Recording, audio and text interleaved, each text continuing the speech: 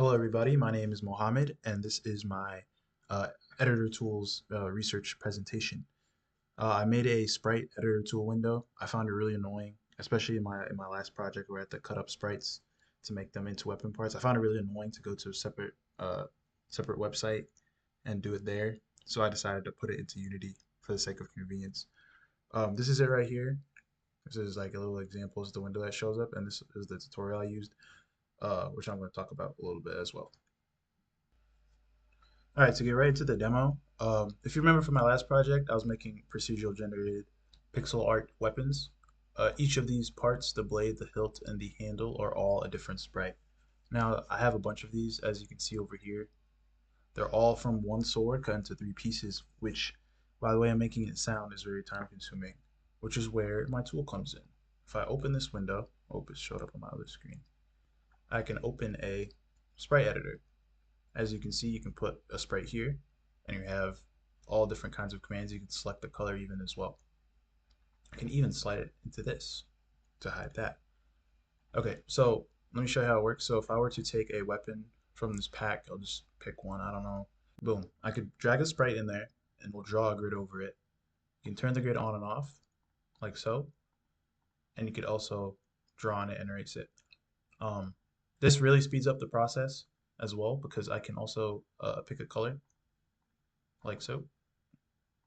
And let's say like I didn't like this border, which is what I was doing a lot beforehand. I can just click the color of the border and then click clear selected and boom, it gets rid of the border for you. And then let's say I didn't like the color of this, I don't know, I didn't like the red on here. I could also change the color, like let's say I wanted it to be, I don't know, yellow. I could pick the color like that, click pen, and then draw in there all I want, right? I'm not a pixel artist, I'm just showing this for the but yeah, I can draw it and they can draw wherever I want. And then I could also erase too. Like so I could say I didn't like so I just didn't like the handle though. Like I just want the Reaper blade. I could just cut that out like this. And I could also I already said the grid. I could also save these like so. Boom. That's how I wanted to put it in. Let's call this one green.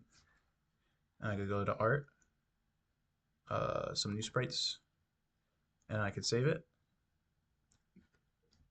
And this applies all of this like clamp no filter that prevents the blurring and also the pixel perfect units as well. The pixels per unit, I should say. And it puts them, where did I just save that? I think it was some new sprites. Yeah, there it is. Boom. Look at that. This is what I just drew. All right, so to talk a little bit more about how this works, over here on the right, you can see this is a spawn new object. This is like this is how the tutorial taught me how to put values like this in. The tutorial is very basic, but it went very in depth about the editor window type and the GUI layout in Unity Engine. But it started out like this, and a lot of the same principles of like the type of variables you can put into an editor window stay like instead of I don't know an integer for this you could do a color picker, which is nice, and you can also do sprites and all these buttons as well. Interestingly, halfway through this me making this, I discovered a package actually on the Unity asset store that basically does this for you, which is right here. I discovered that there's already something like this that exists on the Unity asset store and it's very popular, but um, yeah, I made my own. I followed through, and it turns out at the end that this a lot of this stuff is very helpful, especially like this open function and how to erase. I just took that from there. So I guess this is also a tutorial in the form of a package instead of a video. But to get into like the coding aspect of it, if I open okay, writer here, all this stuff you see over on the left is made by one script. Um, yeah, you have a couple variables here. These variables all pertain to something you see over here in the top. So like editable texture becomes this guy. The grid is this guy is the boolean that like toggles it. The input sprite goes right here. Is erasing is the toggle for these buttons. Offset is how much you zoom. The pick color is this guy right here. It's a color object, and then zoom is how far, how close you are, which is basically just the size of the pixels. On GUI gets called every repaint of the window. So when the window moves or the window resizes, it calls this function again. Right. So the input sprite, um, This is the nice thing, right? This is the header. Picked color is the next thing up. It uses the editor GUI pick color, which is I thought I had to do a whole like script for this, but turns out that the editor window type right here has a thing for color fields, which is very convenient. And yeah, so you input a sprite, and then that because the input sprite, and then you initialize an editable texture. This editable texture goes on top of the texture you put in, and it lets you like basically every time you edit it, like you draw somewhere on it, it basically replaces at the end when you save it. But a lot of this stuff reminds me a lot about CSS and HTML because a lot of it has to do with different kinds of spacing. So I start the buttons in a horizontal, and then each one has 10 pixels in between them. And then each of these buttons, as you can see, are over here. So we have the pen, we have the eraser, we have the clear, we have the save, and we have the grid. And each one, each time you call it, it calls functions like this. So I have a save function for that. Um, and then you end the horizontal and you do a 10 space because by default it goes up to down. So I have to end that horizontal right there. And the 10 space, you put 10 pixels there, and then you draw the area, um, which is this box right here. And then you also handle the mouse input and the draw sprite. Remember, this all happens for every draw, so it makes sure that those are in place. Show window is basically where you put it in the window. So like here, you can see Tools Sprite Editor. This is where you can put it anywhere really, but this is where it shows up. Initialize editable sprite. This checks to see that your sprite is is inputted, and then that it's readable, which is something I learned is like the sprite editor settings. Make sure that this read write is checked, or else you can't use things like get pixel and set pixel. What else? You have to apply the stuff. This is the filter point and clamp. This makes it so that there's no compression and it's not blurry. What's next? Draw sprite. So you get the sprite width given the area, the draw area we made, and you just put that sprite on there, the editable texture. And then draw grid. This is a clever one. Um, you get the so this is the color of the grid lines. It gets the editable texture width and it gets the height, and then you draw a line given like the area of it. So and it makes sure to check that draw grid is turned on, so I can toggle this on and off like this, which is really nice, and it aligns to the texture as well.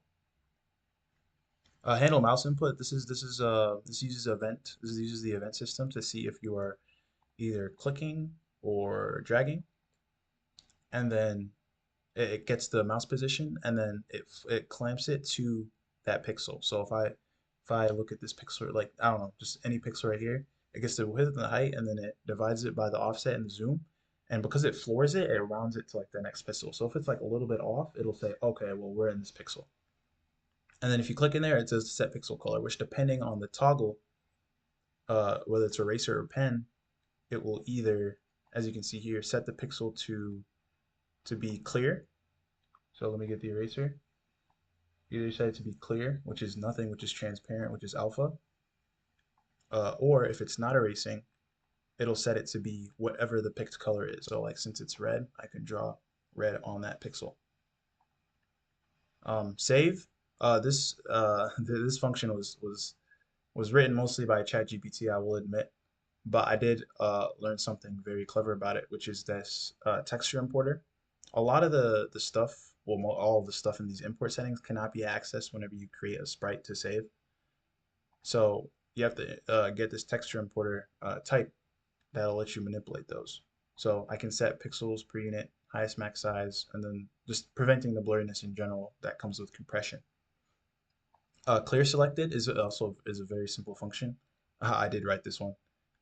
It gets all the pixels using get pixels the text of the editable texture, and then for each pixel in that, if it is the same as the picked color, then just set it to clear. So basically just delete it. So because this is red, if I hit clear selected, it'll just get rid of all those red ones as you saw. I learned about the editor window superclass and the GUI layout, which lets you do this, which I didn't really know was a thing. And I learned about all that stuff that goes into making the buttons and the input variables and all of that. And I also learned about the texture importer. I've been learning about that all semester really because I've been working with Sprite so much. But I learned about the nature of just importing and exporting pixel art because you have to worry about pixels per unit. Wrap modes point the wrap modes like point As you can see on the right, I have the stuff I did, but then on the left is stuff I want to do. You can't undo, you can't do an undo button, so if you mess up, you have to start over. You can't, I want to like make it so that you can say, oh, change all red pixels to blue or something like that. I also want to be able to draw a sprite from scratch. This editor tool only works if you put a sprite in there, which was nice for my last project, the procedural generation one. But if I want to expand on this, I have to make it so you can draw from scratch. But I think those three are good, but I could always go for more. I feel like editor tools are nice because you can make them for other people. So I'd love any suggestions on how you can improve this. Like, what do you like and don't like about the pixel art editors that you use? But yeah, thank you for listening.